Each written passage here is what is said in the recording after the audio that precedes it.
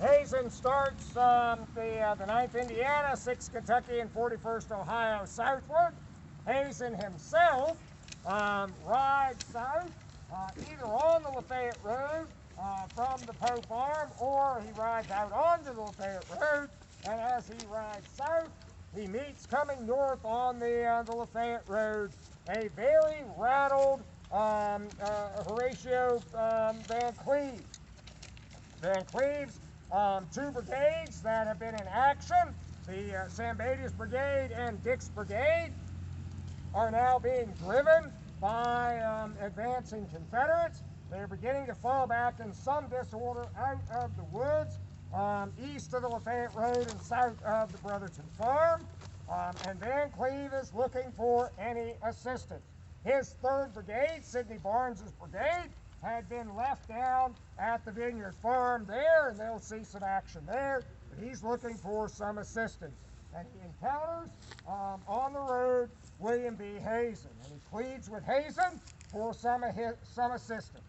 And Hazen is looking for another fight, and Hazen is going to now commit his 3 regiments that he has with him to try to stem whatever Confederate attack is beginning to tell in this sector. So, anything you want to add here? Hazen was really struck by Horatio Van Cleve's appearance and emotional attitude. Van Cleve appeared overwrought. There were tears streaming down his face. I think Hazen, in his memoir, says his I'm trying to remember the exact word he used, but his emotion was not feigned. He was visibly upset. He was distraught. He's one of the older commanders here on the field. He was a West Point graduate, but had left the Army as a civil engineer in Minnesota.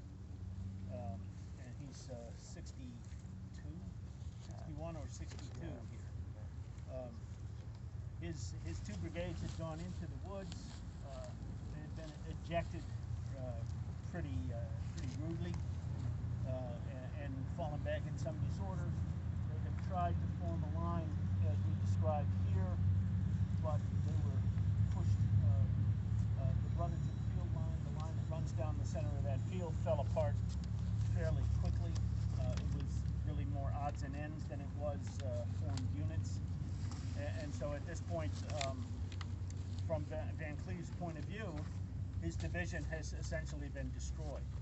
And he needs support so he can rally it and reorganize his command. Hazen's a younger West Pointer, regular Army man. Doesn't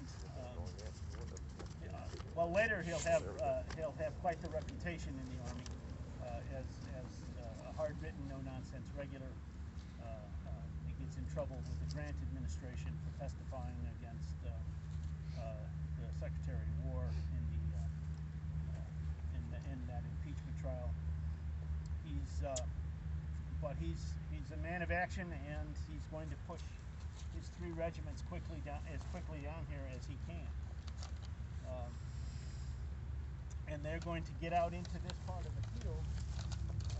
And as we've described, really there are Confederates sort of all over the place.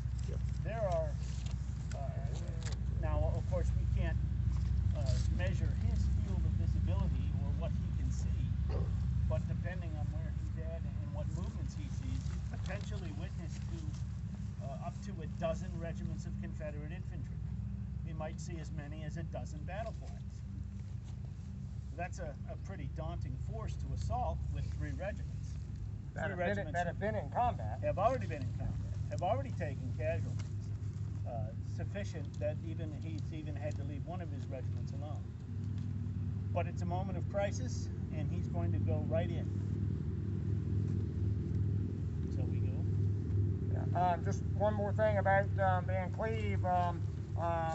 He and his wife, she was a very strong-willed individual, but Van Cleve and his wife were just building a new home in Minneapolis, then the very small town of Minneapolis, when the war begins. and the completion of this rather grand home is really left to his wife during the course of the war. And the house still stands today. It's a very nice nice structure, and when you see that and you think of Van Cleve and his wartime service, and it's quite a neat little testament to him. Very much a man of the frontier, because Minneapolis at that time was very much just a frontier town. So it's a neat place. So let's Hazen has now ordered his 3 regiments, his brigade, to deploy. So we'll go forward, and I guess we're marching left in front. So on the command of front, we're going to be deploying off to the right front.